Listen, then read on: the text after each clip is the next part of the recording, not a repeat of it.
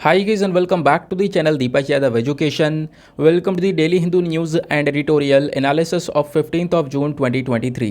तो गाइज आज है तारीख 15 जून 2023 और है थर्सडे। देखेंगे आज के द हिंदू कंप्लीट न्यूज़पेपर को एनालाइज करेंगे। बट लेक्चर में आगे बढ़ने से पहले अगर आप लोगों को इस लेक्चर का पीडीएफ चाहिए तो क्या करना है, सबसे पहले डाउनलोड करना है टेलीग्राम, देन उसके बाद जाके सर्च बॉक्स में टाइप करना दीपक यादव एजुकेशन। जैसे आप लिखोगे आपको ढेर सारे चैनल्स मिलेंगे, लेकिन आपने केवल और केवल ये 3 चैनल्स ज्वाइन करना है: Deepak Yadav education PDF, Deepak Yadav education UPSC और Deepak Yadav education mains group. जो ऊपर वाले दोनों चैनल्स हैं, दोनों जगह पर आपको पीडीएफ मिल जाएगा। पीडीएफ के लिए काफ़ी सारे लोग परेशान रहते हैं, सर पीडीएफ कहाँ पे मिलता है, नहीं दिख पाता, तो यहाँ पर पीडीएफ्स आपको मिल जाएंगे। ठीक है, दोनों ग्रुप्स आपस में इंटर लेंगे। मैं किसी एक चैनल पर भी अगर पीडीएफ अपलोड करूँगा तो दूसरे पर ऑटोमेटिकली अपलोड हो जाएगा। तो यहाँ से पीडीएफ को डाउनलोड कर लेना। उसके बाद इन ग्रुप्स के अंदर में पीडीएफ्स के अलावा आपको डेली बेसिस पर जो इंपॉर्टेंट नोट्स हैं, डेली करंट अफेयर का पीडीएफ है, वो सारी चीज़ें यहाँ पे प्रोवाइड करवा दी जाती हैं। नाउ बढ़ते हैं आगे बढ़ने से पहले हमेशा की तरह हम लोग अपने लेक्चर को एक मैप के क्वेश्चन के साथ स्टार्ट करेंगे। तो आज आप सभी लोगों को मैप में जाकर देखना है रामगढ़ विषधारी टाइगर रिजर्व को कहाँ पर है ये एग्जैक्टली लोकेटेड, इसको अच्छे से मैप में देखना। देन उसके बाद आकर नीचे कमेंट सेक्शन में टाइप करना, जिससे कि आप लोग इसको लंबे समय तक याद रख पाओगे। साथ ही साथ एक क्वेश्चन सॉल्व करेंगे जो कि यूपीएससी प्रीवियस ईयर साल 2017 के प्रीलिम्स में पूछा गया था। डेली बेसिस पर हम लोग यहाँ पर एक प्रीवियस ईयर क्वेश्चन को भी सॉल्व करते हैं। क्वेश्चन क्या बोलता है, यहाँ पर कुछ टर्म्स दी गई हैं जैसे event horizon, singularity, string theory and standard model. ये जो टर्म्स हैं ये कभी कभी न्यूज़ में देखने को मिलती हैं, किस कॉन्टेक्स्ट में यूज़ की जाती हैं ये आपने बताना है। Option A observation and understanding of the universe, option B study of the solar and lunar eclipses, option C placing satellites in the orbit of the earth, या फिर option D origin and evolution of living organisms on the earth. तो इसका सही answer सभी को नीचे comment section में देना है। एटलीस्ट सभी को इसमें पार्टिसिपेट करना है, जैसे मैं आप लोगों से डेली बेसिस पर बोलता हूँ। बाय द वे इसका जो करेक्ट आंसर है वो मैंने आपको टेलीग्राम पर प्रोवाइड करवा दिया है, वहाँ से भी आप इसको चेकआउट कर सकते हो। और अगर वहाँ पर आंसर नहीं मिलता है तो भी कोई परेशान होने की ज़रूरत नहीं है। वीडियो के लास्ट में इसके करेक्ट आंसर का डिस्कशन हम लोग करेंगे। तो चलो शुभारंभ करते हैं और चलते हैं सबसे पहले थंबनेल वाले इंपॉर्टेंट आर्टिकल की तरफ। तो दोस्तों आज का जो थंबनेल वाला आर्टिकल है इसको हम थोड़ी देर में, यानी जब एडिटोरियल डिस्कशन पर आएंगे तब वहाँ पे डिस्कस करेंगे, क्योंकि आज बहुत सारे आर्टिकल्स हैं, इंपॉर्टेंट हैं। एक एडिटोरियल है जो बहुत ही इंपॉर्टेंट है, खासकर काफ़ी सारे रिपोर्ट्स का वहाँ पे यूज़ किया गया है। 2 राइटर ने मिलकर डिटेल से लिखा है। चाइल्ड लेबर को लेकर एक इशू है, कोविड-19 की वजह से चाइल्ड लेबर इंक्रीज़ हुआ है, तो बेसिकली उसी टॉपिक के ऊपर वो पूरा थंबनेल बनाया गया है।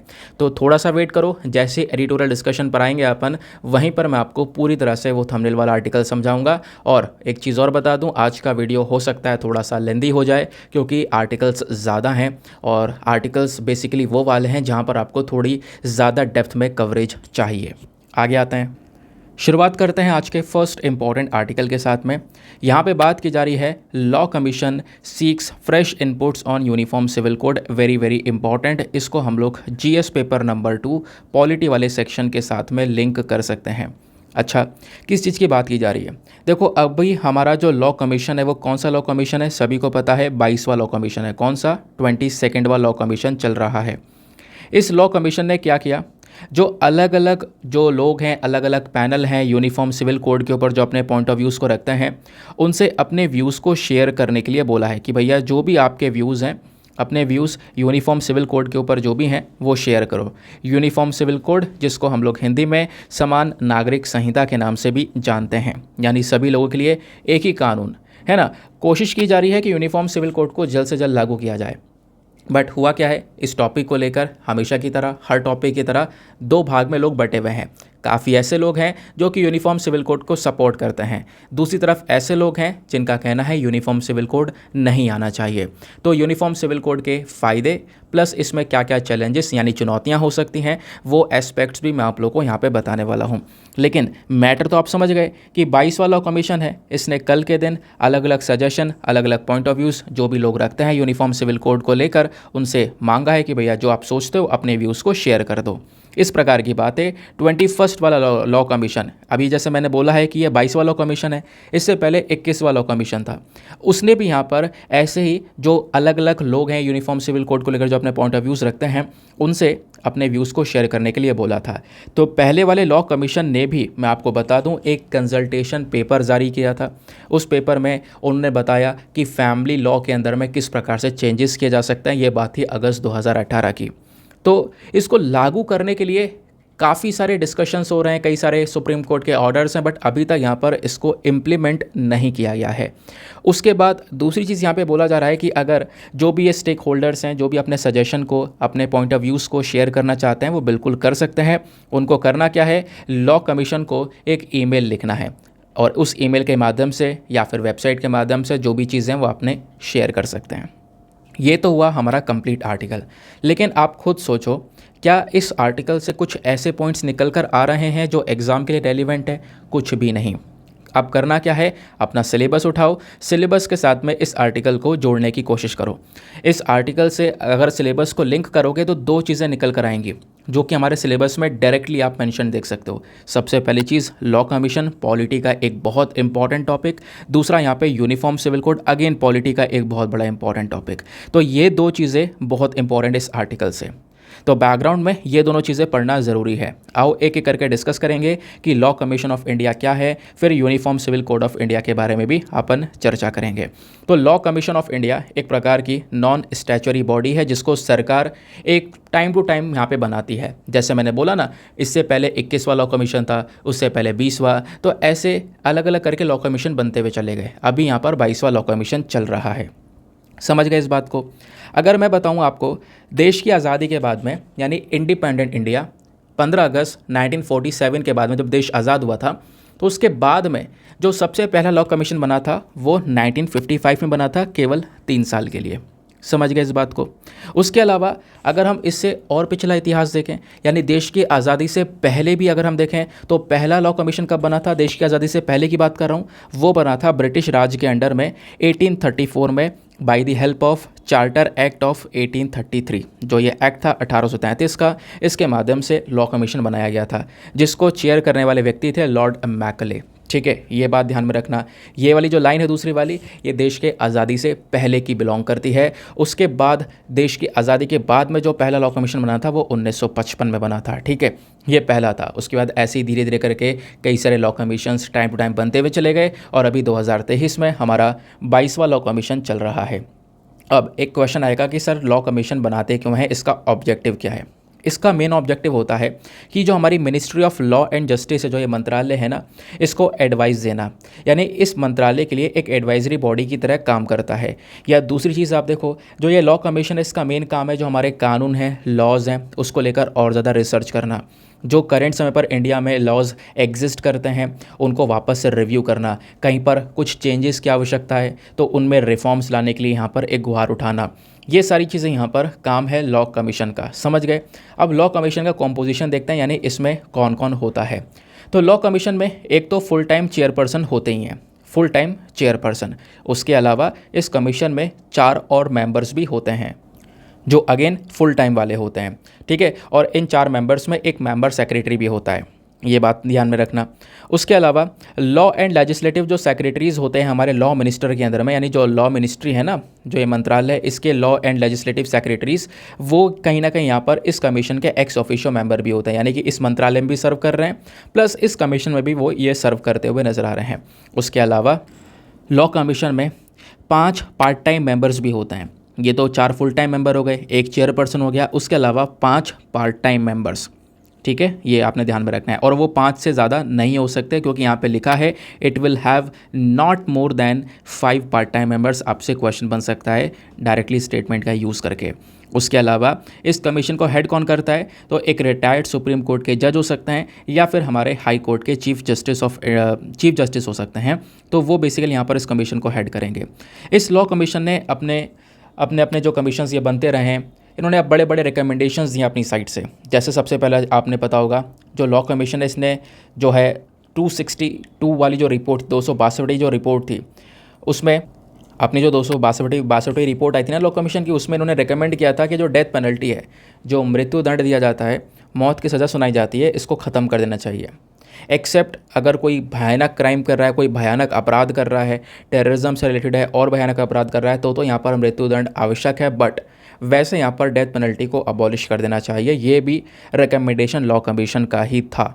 उसके अलावा ऐसे कई सारे और भी यहाँ पर रिकमेंडेशंस आए हैं, जैसे क्रिमिनल प्रोसीजर आइडेंटिफिकेशन एक्ट 2022 को लेकर आया गया, जिसने हमारा आइडेंटिफिकेशन ऑफ प्रिजनर्स एक्ट 1920 वाला यानी पुराना वाला जो कानून है उसको रिप्लेस कर दिया। उसके अलावा जो 21वां लॉ कमीशन था, इसने 2018 में अपने रिकमेंडेशन में बोला भी था कि यूनिफॉर्म सिविल कोड इतना मतलब इज़ नीदर नेसेसरी नर डिज़ायरेबल एट दिस स्टेज, इतना ज़्यादा भी यहाँ पर आवश्यक नहीं है। इस प्रकार की बात 21st लॉ कमीशन ने मेंशन की थी। बट अभी जो हमारी केंद्र सरकार है वो 22वें लॉ कमीशन को इस चीज़ को लेकर यहाँ पर और ज़्यादा रिक्वेस्ट कर रही है। इस चीज़ के मैटर को लेकर, यूनिफॉर्म सिविल कोड को लेकर अलग अलग टॉपिक्स पर डिस्कशन करने को मेंशन कर रही है। अब ये तो आपने लॉ कमीशन के बारे में समझा। दूसरी चीज़ क्वेश्चन है कि यूनिफॉर्म सिविल कोड क्या होता है। अच्छा दोस्तों, एक चीज़ और है, मुझे याद आ रहा है कि मैंने भी आपको ये बताया, लॉ कमीशन जो है हमारा, ये एक नॉन स्टैचुरी बॉडी होती है। अब काफ़ी लोगों ने मुझसे पूछा भी है पहले कि सर ये नॉन स्टैचुरी बॉडी का मतलब क्या होता है। देखो, नॉन स्टैचुरी बॉडी एक प्रकार की ऐसी ऑर्गेनाइजेशन होती है जिसके पास में कोई इतनी लीगल पावर्स होती नहीं है। इसको पार्लियामेंट के किसी कानून से नहीं क्रिएट किया, यानी किसी कानून के माध्यम से इसको नहीं बनाया गया है। जो कानून के माध्यम से नहीं बनी है वो नॉन स्टैचुरी बॉडी, जो कानून के माध्यम से नहीं एक्ट ऑफ पार्लियामेंट से बनी है वो हमारी स्टैचुरी बॉडी कहलाती है। समझ गए इस बात को। अब बात थी यूनिफॉर्म सिविल कोड की। यूनिफॉर्म सिविल कोड मतलब होता क्या है, पहले अपन इसको समझते हैं। देखो, इसका मतलब है पूरे देश के लिए एक कानून, यानी कि हमारे देश में अलग अलग जो धर्म के लोग हैं वो आपको देखने को मिल जाएंगे। अलग अलग कम्युनिटीज़ रह रही हैं, हिंदूज़ हैं, मुस्लिम्स हैं, सिख हैं, ईसाई हैं, अलग अलग रिलीजन्स आपको देखने को मिलेंगे। अब दूसरी चीज़, इनके अपने अपने लॉज हैं। मैरिज को लेकर, शादी को लेकर अपने खुद के पर्सनल लॉज हैं, अपने अपने रिलीजन के। हिंदू मैरिज एक्ट, ऐसे यहाँ पर अलग अलग मैरिज एक्ट्स देखने को मिल जाएंगे। उसके अलावा डाइवोर्स को लेकर, इनहेरिटेंस को लेकर, तो कई सारे मैटर्स ऐसे हैं जहाँ पर इन सभी रिलीजन्स के अपने अपने पर्सनल लॉज हैं। तो बोला यह जा रहा है कि इन पर्सनल लॉज को ख़त्म करके सभी के लिए एक सिमिलर लॉ आना चाहिए। उसी को नाम दिया गया है यूनिफॉर्म सिविल कोड, समान नागरिक संहिता। ठीक है, ये बात समझ गए। तो यूनिफॉर्म सिविल कोड का मतलब क्या है? Is one that would provide one law for the entire country. एक ही कानून होगा पूरे देश के लिए, सभी रिलीजियस कम्युनिटीज़ के लिए, उनके पर्सनल मैटर में, यानी कि कोई भी रिलीजन का व्यक्ति है, उसका मैरिज का कोई मैटर होगा, डाइवोर्स का कोई मैटर होगा, इनहेरिटेंस का होगा, एडॉप्शन का, और कोई भी पर्टिकुलर इशू होगा, वो सब एक ही कानून के माध्यम से देखा जाएगा। एक ही लॉ होगा सभी रिलीजन के लिए, सभी यहाँ पर कह सकते हो धर्मों के लिए। ठीक है, उसी रिलीजन से हिंदू के जो मैरिजेस हैं वो देखे जाएंगे, मुस्लिम मैरिजेस, मतलब समझ गए होंगे, एक ही कानून है सभी रिलीजन्स के लिए, हमारे पूरे देश के लिए। इसी को हम लोग यूनिफॉर्म सिविल कोड बोलते हैं। इसकी चर्चा हमारे आर्टिकल 44 में, संविधान में आर्टिकल 44 में मेंशन की गई है। आर्टिकल 44 हमारा एक DPSP है, that is directive principles of state policy. अब directive principles of state policy क्या है? Not enforceable by any court. आपको पता होगा कि अगर यहाँ पर जैसे आपके पास में फंडामेंटल राइट्स हैं आर्टिकल 12 से 35 तक, तो अगर आपका फंडामेंटल राइट्स का कोई वायलेशन होता है आप सीधा कोर्ट पहुँच सकते हो, लेकिन DPSP में ऐसा नहीं है। ठीक है, ये नॉन जस्टिशिएबल है। उसके अलावा uniform civil code in India को लेकर अगर हम इसका स्टेटस देखें तो क्या है, तो क्या भारत कहीं पर तो यूनिफॉर्म सिविल कोड फॉलो करता होगा? देखो, हमारे पास में कुछ एक्ट हैं, जैसे Indian contract act 1872, civil procedure, उसके बाद transfer of property act 1882, partnership act 1932, evidence act 1872। ये जो पर्टिकुलर एक्ट्स, ये जो कानून आपको दिखाई दे रहे हैं ना, यहाँ पर कहीं ना कहीं ये एक तरीके से यूनिफॉर्म कोड की तरह ही काम करता है। बट धीरे धीरे इसके अंदर भी इतने सारे चेंजेस हो चुके हैं, इतने सारे अमेंडमेंट हो चुके हैं, तो बस अभी के समय पर कोई ज़्यादा यहाँ पर इसकी वैल्यू रह नहीं गई है। तो कहीं ना कहीं यहाँ पर लंबे समय से मांग की गई है यूनिफॉर्म सिविल कोड की। अगर आप बैकग्राउंड देखोगे ना, तो कई सारे केसेस हुए हैं जो कि सुप्रीम कोर्ट में पहुँचे हैं। फॉर एग्जांपल, आपको शाहबानो केस पता होगा 1985 का, उसका जजमेंट था जहाँ पे सुप्रीम कोर्ट ने इस यूनिफॉर्म सिविल कोड को सपोर्ट किया था। उसके अलावा दूसरा केस था सरला मुदगल केस 1995 का, ठीक है, जो कि यहाँ पर बाइगेमी वाले इशू को लेकर था, है ना। बाइगेमी समझते हो ना, दूसरी शादी, एक शादी हुई भी है, उसके बाद यहाँ पर उसे छुप छुपा के दूसरी शादी कर ली गई। तो इस प्रकार के इशू को यहाँ पर टैकल किया गया था उस पर्टिकुलर केस के अंदर। वहाँ पर भी क्या हुआ था कि एक जो है पर्सनल मैरिज एक्ट को लेकर कोई इशू आ गया था, जिसके बेसिस पर सुप्रीम कोर्ट ने यूनिफॉर्म सिविल कोड को सपोर्ट किया। अब यूनिफॉर्म सिविल कोड अगर लागू होता है तो इससे फ़ायदे क्या होंगे? सबसे पहली चीज़, कानून का सिंप्लीफिकेशन, कानून और आसान हो जाएगा। आसान का मतलब यहाँ पर यह है कि अभी कोई भी रिलीजन का मैटर आता है तो उनको अलग अलग कानून के हिसाब से देखना पड़ता है, उसके लिए अलग अलग रिसोर्सेज की आवश्यकता पड़ती है। बट अभी क्या होगा, जब सभी लोगों के लिए एक ही लॉ होगा तो सभी लोग यहाँ पर एक ही लॉ के माध्यम से टैकल किए जाएंगे। तो इससे जो कॉम्प्लेक्स लॉ वाला प्रोसीजर था ना वो ख़त्म हो जाएगा, एक सिंपल प्रोसीजर हो जाएगा। कोई भी मैटर, किसी भी रिलीजन का कोई भी एस्पेक्ट हो, सबको एक ही कानून के माध्यम से ट्रीट करना है। उसके अलावा क्योंकि इंडिया में सेकुलरिज्म का कॉन्सेप्ट है, सभी धर्म के लोग एक साथ मिलजुल कर रह रहे हैं इंडिया के अंदर में, उसी को अपन सेकुलरिज्म बोलते हैं। तो सेकुलरिज्म को भी कहीं ना कहीं ये फॉलो करता हुआ नजर आएगा यूनिफॉर्म सिविल कोड, क्योंकि सेकुलरिज्म जब सब साथ में रह रहे हैं तो सभी लोगों के लिए एक कानून होना चाहिए, एक कॉमन लॉ होना चाहिए सभी सिटीजन्स के लिए, ये बात भी मेंशन की जाती है। उसके अलावा तीसरा एस्पेक्ट बोला जाता है कि यूनिफॉर्म सिविल कोड से फ़ायदा होगा जेंडर जस्टिस का। अगर यूनिफॉर्म सिविल कोड लागू होता है तो इससे जितने भी अपने अपने धर्म के पर्सनल लॉज हैं वो सब हो जाएंगे ख़त्म। कुछ लॉज में जेंडर बायसनेस है, मेल को ज़्यादा सपोर्ट मिला है, फीमेल को कम सपोर्ट मिला है, कहीं पर फीमेल को सपोर्ट ज़्यादा मिला है, मेल को कम मिला है, तो इस प्रकार की चीज़ें ख़त्म हो जाएंगी, सभी लोग के लिए एक ही कानून हो जाएगा, तो ये जेंडर बायसनेस ख़त्म। ठीक है, तो ये थे यहाँ पर इसके इम्प्लीकेशंस कि क्या फ़ायदे हो सकते हैं। उसके अलावा इसमें कुछ चैलेंजेस भी हैं। चैलेंजेस माने क्या क्या प्रॉब्लम्स हो सकती हैं। सबसे पहली चीज़ कॉन्स्टिट्यूशनल हर्डल। अब ये क्या मतलब है, देखो हमारे भारतीय संविधान में जो आर्टिकल 25 है, आर्टिकल 25, ये किस चीज़ के बारे में बात करता है, ये बात करता है कि आपके पास में छूट है, आपके पास में एक फंडामेंटल राइट है। छूट किस चीज़ की है, freedom to practise and propagate any religion. आपके पास में छूट है कि जो आपका धर्म है, आपका जो रिलीजन है, आप उसको बिल्कुल फ्रीडम, आपके पास में खुली छूट है कि आप उसको परफॉर्म करो, उसको प्रैक्टिस करो, प्लस यहाँ पे उसका प्रसार भी कर सकते हो आगे। ठीक है, उसके अलावा आर्टिकल 14 इक्वालिटी की बात करता है, कॉन्सेप्ट ऑफ इक्वालिटी को लेकर आता है। तो कहीं ना कहीं यूनिफॉर्म सिविल कोड क्या करता है, आर्टिकल 25 और आर्टिकल 14 के साथ में क्लैश कर जाता है। तो ये कहीं ना कहीं कह सकते हो, एक तरफ यहाँ पर अपने रिलीजन को परफॉर्म करने की छूट है, दूसरी तरफ यहाँ पर रिलीजन के जो पर्सनल लॉज है उसको ख़त्म किए जा रहे हैं, तो ऐसा एक क्लैश देखने को मिल जाता है। तो इस वजह से यहाँ पर काफ़ी सारे लोग मना करते हैं कि देखो कहीं ना कहीं यूनिफॉर्म सिविल कोड जो है हमें इम्प्लीमेंट नहीं करना चाहिए। ठीक है, तो मैंने आपको चैलेंजेस के बारे में बता दिया है। नाउ आगे आते हैं नेक्स्ट आर्टिकल की तरफ। नाउ दोस्तों, अगले आर्टिकल पर बढ़ने से पहले मैं आपको एक छोटी सी इन्फॉर्मेशन दे दूं। जो हमारे चैनल पर पेड ग्रुप्स चल रहे हैं, आप उन पेड ग्रुप्स को भी ज्वाइन कर सकते हो। उन पेड ग्रुप्स के ऊपर आपको PDFs और जो नोट्स हैं इन करंट अफेयर्स के वो मिल जाते हैं। अभी वैसे आपको टेलीग्राम के ग्रुप में मिल जाता है, बट वहाँ पर कब तक रहेगा ये पॉसिबिलिटी नहीं है।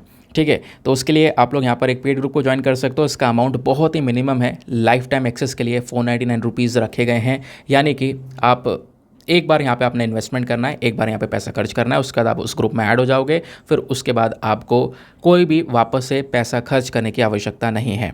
और इस ग्रुप को ज्वाइन करने के लिए आपने इस नंबर पर व्हाट्सएप पर मैसेज करना है, नंबर है 8534873368। दूसरी चीज़ मैं आपको बता दूं कि अगर आपको डेमो वगैरह लेना है तो डेमो का एक वीडियो ऑलरेडी अपलोडेड है यूट्यूब के इस वीडियो में, नीचे डिस्क्रिप्शन बॉक्स में जाओ, पेड ग्रुप डेमो वीडियो करके आपको एक लिंक दिया गया है। उस लिंक के माध्यम से आप उस वीडियो को देख सकते हो कि इस ग्रुप में आपको क्या क्या बेनिफिट्स मिलने वाले हैं।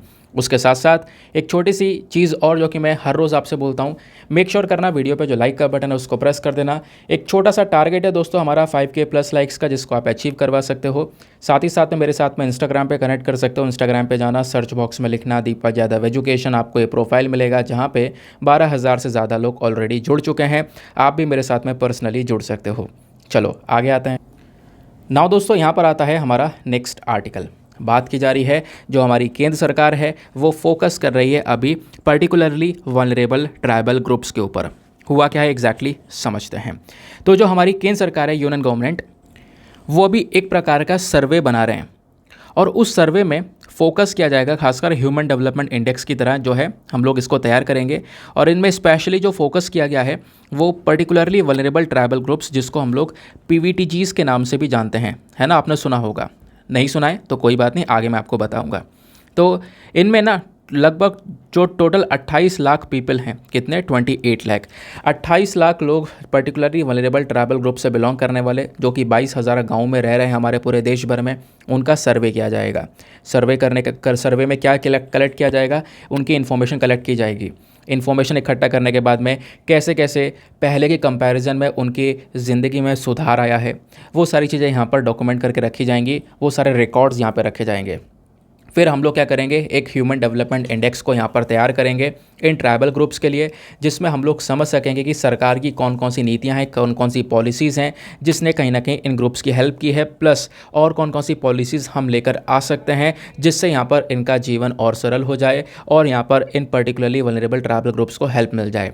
जिसके लिए अभी रिसेंटली जो हमारी फाइनेंस मिनिस्टर है निर्मला सीतारमन जी, इन्होंने बजट की स्पीच में अनाउंस भी किया था कि 15,000 करोड़ रुपए, कितने, 15,000 करोड़ रुपए स्पेशली खर्चे जाएंगे पीएम पीवीटीजी की स्कीम के अंदर, यानी कि यह है प्रधानमंत्री primitive vulnerable tribal group development mission. इस मिशन के अंदर इतने हज़ार करोड़ खर्चेंगे आने वाले 3 सालों के अंदर, जिससे लगभग in particularly vulnerable tribal groups के जो लोग हैं, जो कि 22,000 से ज़्यादा गाँव में रह रहे हैं, उनको basic facilities for example communication, electricity, public education, health care, water supply और कनेक्टिविटी जैसी जो फैसिलिटीज़ हैं उनको प्रोवाइड करवाई जाएंगी।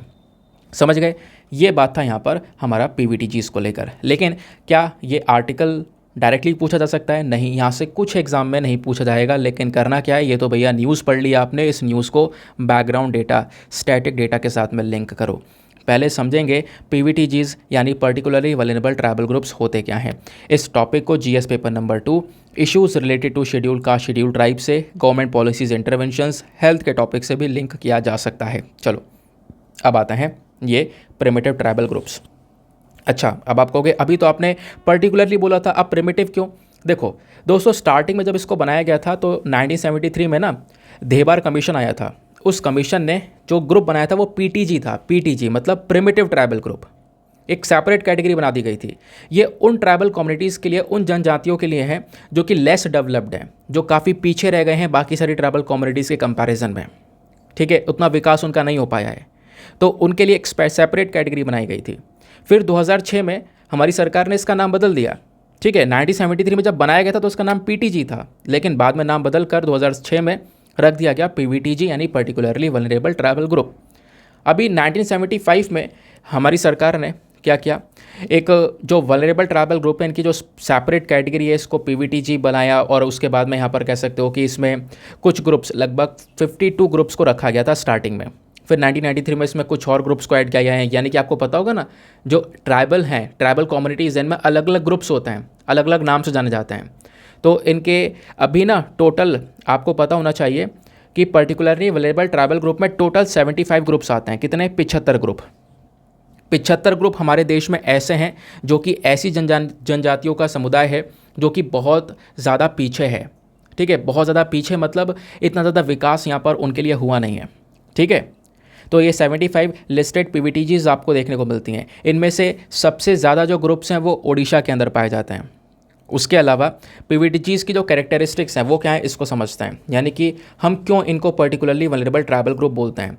नंबर 1 पॉइंट, क्योंकि इनकी जो पॉपुलेशन, इनकी जो आबादी है वो एक जगह पर रुक चुकी है और धीरे धीरे करके वो कम होती चली जा रही है, खतरे में है ये।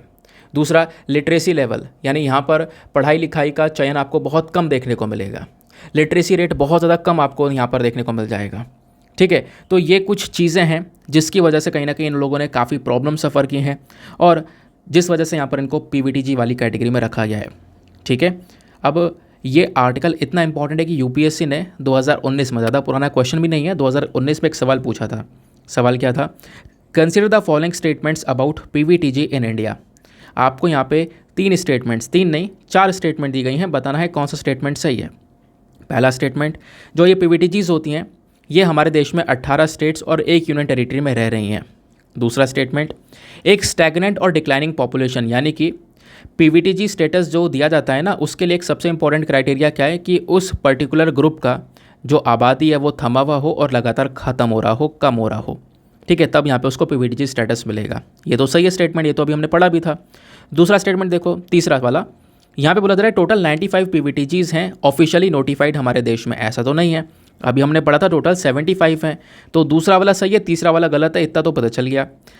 चौथा बोलता है Irular and Konda ready tribes, ये हमारे पीवीटीजी वाली लिस्ट में इंक्लूड की गई हैं, तो इसके बारे में स्पेशली पता होना चाहिए था। बट ये 4 स्टेटमेंट्स में 2 स्टेटमेंट हमारे क्लियर हैं, जिसके बेसिस पर आपने यहाँ पर इस क्वेश्चन का उत्तर देना है। जैसे आपने पता है कि थर्ड वाला स्टेटमेंट गलत है, ये 95 पीवीटीजी नहीं 75 पीवीटीजी हैं, तो यहाँ पे उस समय पर एलिमिनेट किया जा सकता था, क्योंकि थर्ड वाला स्टेटमेंट ए में भी है, बी में भी है और डी में भी है। बचा कौन सा? सी वाला। तो सी वाला हमारा सही उत्तर हो गया। सी वाला मतलब 1, 2 एंड 4, यानी कि पहला वाला स्टेटमेंट भी सही है, दूसरा वाला भी सही है और चौथा वाला भी सही है। बट अब की बार 2023 में ये जो पूरा कह सकते हो ट्रेंड है ना, वो चेंज हो चुका है। 2023 में क्या किया गया, जो यहाँ पे एलिमिनेशन मेथड है वो ख़त्म कर दिया गया। अब 2023 में यही तो चीज़ें थोड़ी गड़बड़ा गई। यहाँ पर ये वाले स्टेटमेंट की जगह दे दिए गए, बताओ उनमें से कितने स्टेटमेंट सही हैं, कौन सा नहीं कितने सही हैं। अब कितने सही होने के लिए आपको चारों स्टेटमेंट करेक्ट पता होना चाहिए। वो चीज़ अब की बार यहाँ पर खेल गई हैं और उसमें तुक्काबाजी भी यहाँ पर कहीं ना कहीं यूज़ हो रही है। ठीक है, खुद यहाँ पर काफ़ी बार उस पेपर को एनालाइज़ किया गया काफ़ी लोगों के थ्रू। अब मैंने आपको दिखाया भी है, मैंने खुद एनालाइज़ किया है पेपर, आपके सामने वीडियो बनाया हुआ है ना। उसमें यहाँ पर तुक्काबाजी भी काफ़ी ज़्यादा काम कर जाएगी। बट देखते हैं कि यहाँ पे अगले साल क्या होता है, कि ये ट्रेंड ऐसे ही मेंटेन रहता है या वापस इस वाले ट्रेंड पर आते हैं। चीज़ें देखते हैं आगे। फिलहाल अभी के लिए आंसर आपका सी जो है वो करेक्ट हो जाएगा। ठीक है, आगे आते हैं। ये मैं आपको पीवीटीजी के बारे में बता ही चुका हूँ, हमारे देश में कितनी पीवीटीजी हैं। अच्छा, दूसरी चीज़, ये जो स्कीम है पीएम पीवीटीजी, इसको लेकर भी मैंने नोट्स प्रोवाइड करवा दिए हैं। प्रधानमंत्री particularly vulnerable tribal group development mission क्या है, ये मिशन का मेन फोकस क्या है। इस मिशन का मेन फोकस है 7 सप्तऋषि प्रायोरिटीज़ को पूरा करना। ठीक है, इस साल का जो हमारा बजट है ना, उस बजट में से एक हमारा रीचिंग द लास्ट माइल वाला टॉपिक भी है। मतलब हमने अब की बार बजट में सप्तऋषि वाला कॉन्सेप्ट अपनाया है। सप्तऋषि मतलब 7 चीज़ों को हमें पहुंचाना है, 7 चीज़ें पूरी करनी है। उसमें से 7 प्रायोरिटीज़ में सबसे पहली प्रायोरिटी हमने रखी है रीचिंग द लास्ट माइल, हर एक व्यक्ति तक यहाँ पर पहुँचना है ना आपकी बार के बजट में। तो उसमें पर्टिकुलरली वल्नरेबल ट्राइबल ग्रुप के लिए 15,000 करोड़ रुपए अनाउंस करे गए कि आने वाले 3 साल में ये 15,000 करोड़ रुपए खर्चे जाएंगे। ये सप्तऋषि क्या है, तो अब की बार बजट आपको पता होना चाहिए। 7 प्रायोरिटीज़ के बारे में अगले साल पूछा जाएगा। तो 7 प्रायोरिटीज़ में सबसे पहला इंक्लूसिव डेवलपमेंट, सभी लोगों का विकास, सभी लोगों तक पहुँच बना पाना। उसके बाद इंफ्रास्ट्रक्चर इन्वेस्टमेंट, उसके बाद यहाँ पर जो एनर्जी है उसको और ज़्यादा, जो हमारे पास में पोटेंशियल है उसको और ज़्यादा यहाँ पे पॉलिश करके निकालना। ग्रीन ग्रोथ के ऊपर काम करना, यूथ पावर, फाइनेंशियल सेक्टर के ऊपर थोड़ा फोकस करना। ये हमारे 7 प्रायोरिटीज़ हैं। बाकी पीवीटीजीज़ क्या होता है ये ऑलरेडी हम डिस्कस कर चुके हैं। चलो आगे आते हैं। यही जो आप नीचे नोट्स देख रहे हो ना, यही सारे नोट्स आपको टेलीग्राम पर ग्रुप के अंदर डायरेक्टली एज आ पेस्टेड नोट्स प्रोवाइड करवा दिए जाते हैं।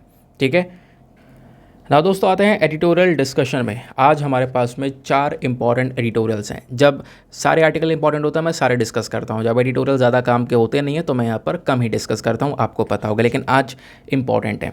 सबसे पहला एडिटोरियल ये है, यहाँ पे राइटर ने बताया है कि अगला वाला जो फाइनेंस कमीशन होगा उसका जो टास्क है ना वो थोड़ा ज़्यादा भारी होने वाला है, उसको थोड़ा ज़्यादा काम करना पड़ेगा। वो क्या काम करना पड़ेगा, फाइनेंस कमीशन होता क्या है, कैसे काम करता है, हर चीज़ क्लियर करेंगे। उसके अलावा जो दूसरा एडिटोरियल रिलेवेंट है वो यहाँ पर है आईसीडीएस स्कीम को लेकर। आईसीडीएस स्कीम काफ़ी बार आपने पढ़ी है, integrated child development services scheme. तो ये जो स्कीम है इसको कैसे और मजबूत किया जा सकता है, अभी भी इसमें कुछ कमियां हैं, वो यहाँ पे राइटर ने समझाया है, वो डिस्कस करेंगे। फिर उसके बाद में हमारा टेक्स्ट एंड कॉन्टेक्स्ट खाली है, उसके बाद एक दूसरा यहाँ पर आर्टिकल है, इसको डिस्कस करेंगे। लेकिन उससे पहले एक और आर्टिकल है। सबसे पहले तो हम यही वाला कवर करेंगे, द हिंदू बिजनेस लाइन का आर्टिकल है जिसके बेसिस पर आज का थंबनेल बनाया गया है।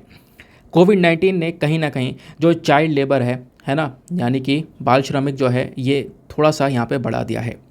चाइल्ड लेबर इंक्रीज़ होता हुआ नज़र आया है, बच्चे कहीं ना कहीं मजदूरी करते हुए नज़र आए हैं। इस प्रकार से यहाँ पर कई सारी रिपोर्ट्स पब्लिश हुई हैं, उसको लेकर राइटर ने काफ़ी अच्छा आर्टिकल लिखा है। मतलब मैं आपको समझा रहा हूँ कि चाइल्ड लेबर भी एक अच्छा टॉपिक है, मतलब अच्छा टॉपिक मतलब इंपॉर्टेंट, जिसको लेकर एसए में पूछा जा सकता है, आपका जीएस पेपर नंबर 4 एथिक्स के अंदर पूछा जा सकता है, जीएस पेपर नंबर 2 के पॉइंट ऑफ व्यू से है ही रेलिवेंट, कुछ कानून के वगैरह में डिस्कस करेंगे।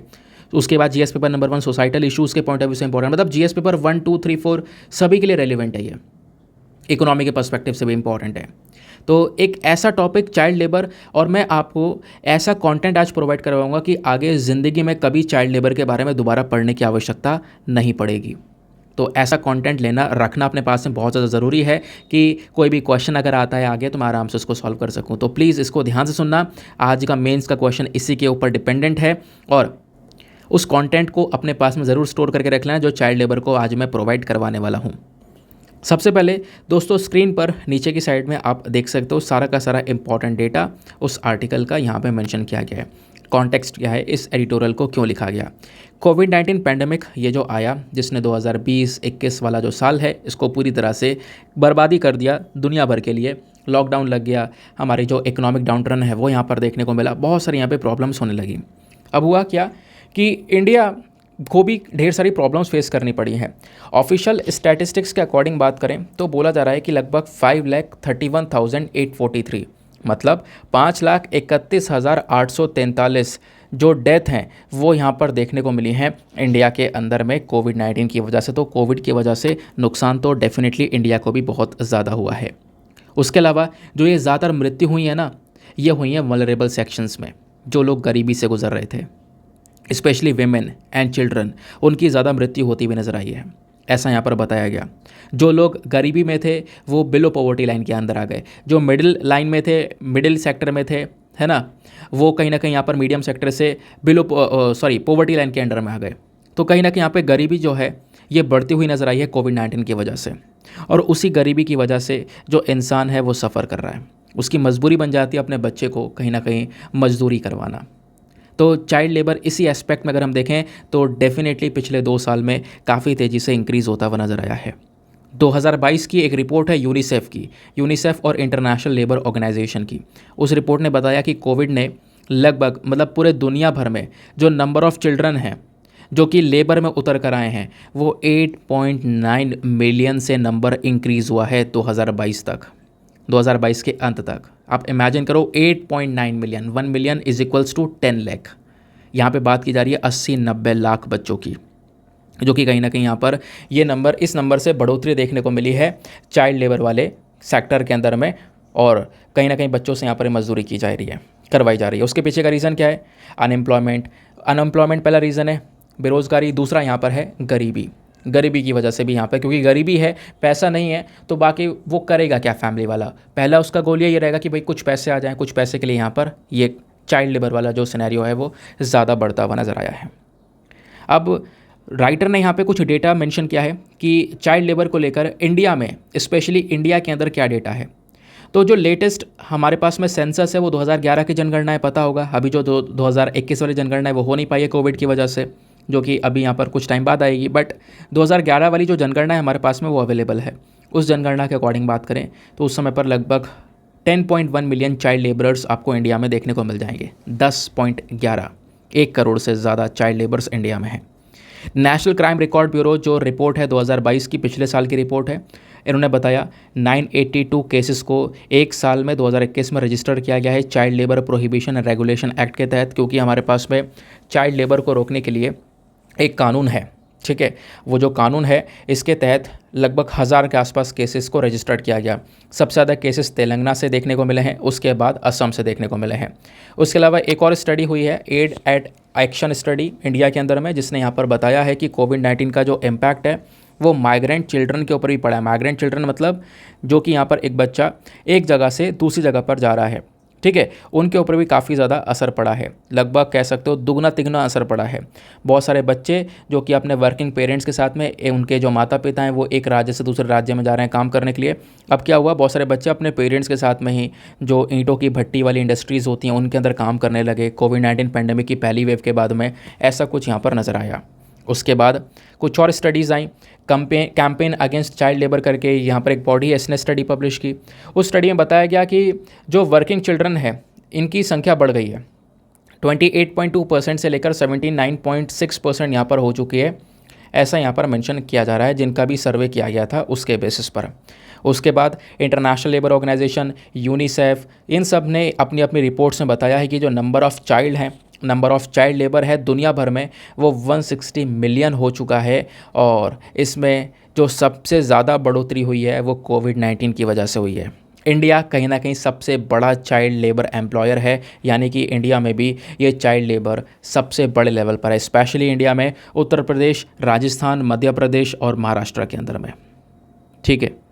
सबसे बड़े एम्प्लॉयर्स यहाँ पर आपको देखने को मिलेंगे। अब उसके बाद में राइटर बोलते हैं कि ये तो चलो बात हो गई, लेकिन अब ये बताओ ये चाइल्ड लेबर में बच्चे उतर कर आ रहे हैं, इसके पीछे का मेन कारण क्या हो सकता है? सबसे मेन कारण है पॉवर्टी। जो परिवार वाले हैं उनके पास में इतना पैसा है नहीं, अब बच्चे की इतनी ज़रूरतें पूरी नहीं कर सकते हैं, स्कूल नहीं भेज सकते हैं क्योंकि पैसा नहीं है, गरीबी से गुजर रहे हैं, तो 2 वक्त की रोटी चल रही है, वही बहुत है। अब क्या हुआ कि स्कूल ना भेजने की बजाय उस बच्चे को भेज दिया गया सीधा काम पर, बॉन्डेड लेबरर्स के तौर पर एक कॉन्ट्रैक्ट साइन किया गया। अब वो बच्चा जो है वहाँ पे जाके काम कर रहा है। पहला कारण गरीबी। दूसरा यहाँ पे सोशल नॉर्म्स। कुछ कम्युनिटीज़, कुछ फैमिलीज़ में एक ट्रेडिशन बना हुआ है कि भैया यहाँ पर उनका बच्चा जो है उनके एग्रीकल्चर सेक्टर में माता पिता के साथ में खेती बाड़ी में काम करेगा। जो कारपेट है, जो हमारी कारपेट होता है ना, क्या बोलते हैं कारपेट को, चटाई बोलते जाने क्या बोलते हैं, उसकी यहाँ पर बुनाई करेगा हमारे साथ में, घर का काम करेगा। इस प्रकार की चीज़ें हैं। कुछ लोग यहाँ पर एजुकेशन में बिलीव करते नहीं हैं। कुछ लोग यहाँ पे गर्ल्स के लिए एजुकेशन बिलीव नहीं करते हैं कि भैया लड़कियों को नहीं पढ़ाना चाहिए। कुछ की थिंकिंग ऐसी है अभी भी, है ना। तो उस वजह से भी कह सकते हो कि कहीं ना कहीं जो चाइल्ड लेबर है वो इंक्रीज़ हुआ है। तीसरा जो यहाँ पर रीज़न है वो है lack of decent work opportunities for adult and adolescents. क्योंकि इंडिया में अनएम्प्लॉयमेंट रेट हाई है, ज़्यादा बेरोज़गारी है, और कुछ लोगों को जो नौकरी मिली हुई है उनमें मजदूरी कम मिल रही है। तो एडल्ट्स के पास में नौकरी नहीं है, जहाँ पे कर रहे हैं वहाँ पे बहुत कम मजदूरी मिल रही है, बहुत कम पैसा मिल रहा है। तो इसके चक्कर में कहीं ना कहीं यहाँ पर जो बच्चे हैं, ऑब्वियस सी बात है, उनके जो जैसे कोई माता पिता यहाँ पर इस मामले में फंसा हुआ है तो अपने बच्चे को भी कहीं ना कहीं काम में डाला हुआ है, जिसकी वजह से जो चाइल्ड लेबर है वो इंक्रीज़ होता हुआ नजर आया है। फिर उसके बाद एक और कारण है पुअर स्कूल इंफ्रास्ट्रक्चर। बहुत सारे स्कूल्स ऐसे हैं भारत में जहाँ पे प्रॉपर फैसिलिटीज़ नहीं है, टीचर्स नहीं है, क्वालिटी एजुकेशन नहीं है। कुछ स्कूल यहाँ पर फ़ीस बहुत ज़्यादा चार्ज कर रहे हैं, है ना, कि भैया गरीब परिवार जो है वो उसको अफोर्ड ही ना कर पाए। तो इस सब चीज़ों की वजह से बच्चे को स्कूल भेजने की बजाय वो सीधा काम पर भेज दे रहे हैं। फिर उसके बाद में एक और रीज़न है एमरजेंसीज़। एमरजेंसी मतलब कोई नेचुरल डिज़ास्टर आ गया, कॉन्फ्लिक्ट हो गया, कहीं लड़ाइयाँ हो गई, युद्ध हो गया, पेंडेमिक आ गया, जैसे कोविड-19 आया। इसकी वजह से भी जो हमारी सोसाइटी है, जो सोसाइटी नॉर्मल तरीके से काम कर रही होती है, उसमें कहीं ना कहीं अड़चनें आनी स्टार्ट हो जाती हैं, और इससे कई सारे बच्चे अपने पेरेंट्स को खो देते हैं। फॉर एग्जांपल कोविड की वजह से कई सारे यहाँ पर बच्चे ऐसे जिन्होंने अपने माता पिता दोनों को खो दिया। कोविड के दौर में अपना घर खो दिया, बेसिक सर्विसेज यहाँ पर चली जाती हैं। तो उसकी वजह से भी कहीं ना कहीं यहाँ पर जो बच्चा है वो चाइल्ड लेबर के अंदर उतरता हुआ नज़र आता है। समझ गए इस बात को। उसके अलावा यहाँ पे राइटर ने और पॉइंट्स बताएं, जैसे कि how has the Covid pandemic aggravated this issue of child labour. यानी कि जो ये कोविड-19 है, इसने किस प्रकार से चाइल्ड लेबर वाला जो मुद्दा है इसको और ज़्यादा बढ़ा दिया। सबसे पहली चीज़, क्योंकि लोगों का जो लिविंग ऑफ स्टैंडर्ड था ना, जो लोगों की रहने की क्वालिटी थी, वो यहाँ पर घट गई कोविड की वजह से। पैंडेमिक की वजह से लोगों ने जो पैसा कमा के रखा था वो खर्च कर दिया, वो ख़त्म कर दिया। इनसिक्योरिटी आने लगी, इकोनॉमिक इनसिक्योरिटी होने लगी, बेरोज़गारी आ गई, गरीबी आ गई, भुखमरी होने लगी। कई सारे परिवार को लिए जो पैसा खर्च कमाया था वो खर्च कर दिया। अब यहाँ पे कोई पैसा नहीं है कि आगे काम करने के लिए, आगे कुछ खाने के लिए। तो उन्होंने कहीं ना कहीं यहाँ पर बच्चे को काम पर भेज दिया अपने सर्वाइवल के लिए। पहला पॉइंट। दूसरा, लॉस ऑफ गार्जियनशिप। पेंडेमिक ने कई सारे माता पिताओं की जान ले ली, जिसकी वजह से बच्चे बिना पेरेंट्स के हो गए। अब उन बच्चों को कहीं ना कहीं चाइल्ड लेबर में उतरना पड़ा। तो कोविड-19 ने इस वजह से, मतलब इस तरीके से चाइल्ड लेबर को और भयंकर तरीके से बढ़ावा दिया। उसके अलावा जो लोगों के पास में एम्प्लॉयमेंट अपॉर्चुनिटीज़ हैं, थोड़ा बहुत यहाँ पे जो रोज़गार था वो यहाँ पर थोड़ा सा ख़त्म होता हुआ नज़र आया। काफ़ी लोगों की नौकरियाँ चली गई, उन्होंने भी यहाँ पर अपने बच्चों को सीधा सीधा चाइल्ड लेबर में डालना स्टार्ट कर दिया। फिर बात आई राइज इन इनफॉर्मेलिटी। पेंडेमिक की वजह से जो इनफॉर्मल वर्कर्स हैं इनका शेयर थोड़ा सा इंक्रीज़ होने लगा। इनफॉर्मल वर्कर्स की मैं कह रहा हूँ, उनकी कंडीशन ही बेकार है, प्रॉपर कोई प्रोटेक्शन नहीं मिल पा रहा है उनको, अच्छी वर्किंग कंडीशन नहीं है, हेल्थ केयर नहीं मिल पा रहा है। जो बच्चे हैं, बच्चे कहीं ना कहीं इनफॉर्मल सेक्टर में काम कर रहे हैं, एग्रीकल्चर, डोमेस्टिक वर्क, है ना, स्ट्रीट वेंडिंग में काम करते हुए नजर आ रहे हैं। तो इनफॉर्मेलिटी भी कोविड की वजह से बढ़ी है। उसके अलावा माइग्रेशन इंक्रीज़ हुआ है, एक जगह से दूसरी जगह पर जाकर काम करना, एक पर्टिकुलर स्टेट से दूसरे पर्टिकुलर स्टेट में काम करना, है ना। वहाँ पर कोई इशू हो गए जिसकी वजह से अगेन वो प्रॉब्लम्स होनी स्टार्ट हो गई हैं। प्लस टेम्प्रेरी स्कूल क्लोजर, थोड़े समय के लिए स्कूल क्या बंद हो गया, बच्चों की एजुकेशन जो है वो वगैरह रुक गई है। प्लस यहाँ पे फिर उसके बाद में एजुकेशन के नाम पे स्कूल्स ने ऑनलाइन लर्निंग को स्टार्ट किया। अब ऑनलाइन लर्निंग में काफ़ी सारे घर ऐसे हैं जो पुअर फैमिली से बिलोंग करते हैं, वहाँ पे प्रॉपर बिजली नहीं है, प्रॉपर जो मोबाइल डिवाइसेस हैं वो नहीं देखने को मिलेंगे, इंटरनेट सर्विसेज नहीं है, जिसकी वजह से यहाँ पर बच्चे का जो स्कूल है वो छोड़ दिया गया।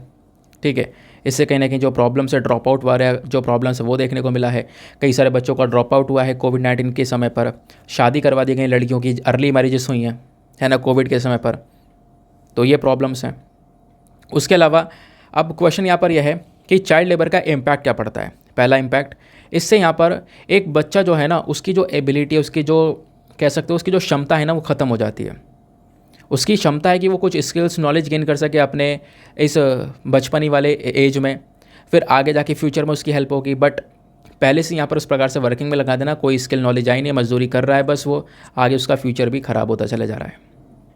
उसके अलावा दूसरा यहाँ पर जो कह सकते हो इम्पैक्ट पड़ता है चाइल्ड लेबर का, वो है पॉवर्टी। ऑब्वियस सी बात है, जो चाइल्ड लेबर है ना, इसने कहीं ना कहीं मतलब कि आप देख पाओगे अनस्किल्ड वर्कर है और इसके चक्कर में जो मजदूरी वगैरह वो कम हो चुकी है, बच्चों को ज़्यादा मजदूरी पर रखा जा रहा है, ये बातें आपको देखने को मिल जाएंगी। प्लस टेक्नोलॉजी की आज पर काफ़ी ज़्यादा कमी देखने को मिल जाएगी। जो चाइल्ड लेबर है ये कहीं ना कहीं टेक्नोलॉजिकल एडवांसमेंट को रोक रहा है, कि प्रॉपर एडवांसमेंट नहीं हो पा रहा है, इकोनॉमिक ग्रोथ को रोकता हुआ नजर आएगा, डेवलपमेंट को रोकता हुआ नजर आएगा।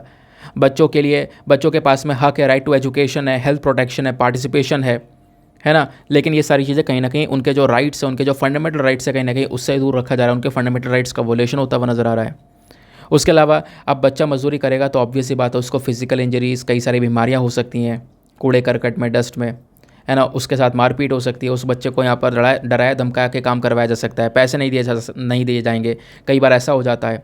तो ये इससे कहीं ना कहीं उस बच्चे की हेल्थ के ऊपर भी एक नेगेटिव इम्पैक्ट पड़ता हुआ नज़र आता है। अब सरकार ने कई सारे इनिशिएटिव ऐसे चलाए हैं इसको टैकल करने के लिए, बट राइटर बोलते हैं कि हमें क्या क्या करना चाहिए, क्या वे फॉरवर्ड होना चाहिए चाइल्ड लेबर को टैकल करने के लिए। सबसे पहली चीज़, जो भी यहाँ पे फ्रेमवर्क हैं, जो भी यहाँ पर रूल्स एंड रेगुलेशंस हैं, उनको मजबूत करो और उनको लागू करना स्टार्ट करो।